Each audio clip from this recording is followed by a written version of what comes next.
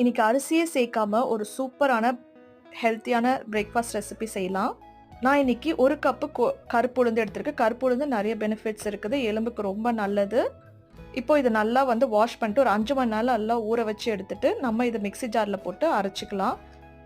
நல்லா தோசைக்கு எப்படி அரைப்பீங்களோ அந்த மாரி இத அரைச்சு எடுத்துக்கலாம். இப்போ இது கூட பார்த்தீங்கன்னா, ஒரே ஒரு முட்டை ஆட் பண்ணிட்டு நல்லா இத கலந்துக்கோங்க இந்த மாவு. இப்போ இந்த மாவுக்கு தேவையான உப்பு ஆட் பண்ணிக்கோங்க. நம்ம தோசைக்கு எப்படி நம்ம மாவு அரைப்போமோ அந்த மாரி அரைச்சு எடுத்துக்கோங்க. இது புளிக்கணும்னு அவசியம் இல்ல. இப்போ மாவு நல்லா கரைச்சாச்சு. இப்போ இது புளிக்கணும்னு அவசியம் இல்ல. நம்ம இம்மீடியட்டாவே இத தோசை ஊத்தி எடுத்துக்கலாம். நல்லா கிறிஸ்பியா இருக்கும். சூப்பரா இருக்கும். கண்டிப்பா ட்ரை பண்ணி பாருங்க. குட்டி பசங்களுக்குலாம் வீட்ல இந்த மாரி செஞ்சு குடுங்க. ரொம்ப விரும்பி சாப்பிடுவாங்க. இதுக்கு பார்த்தீங்கன்னா, தேங்காய் சட்னி பெஸ்ட்டான காம்பினேஷனு. கண்டிப்பா இந்த ஹெல்த்தியான பிரேக்ஃபாஸ்ட் நீங்களும் வீட்ல ட்ரை பண்ணி பார்த்துட்டு எப்படி இருக்குன்னு சொல்லுங்க. Thank you. பாய்.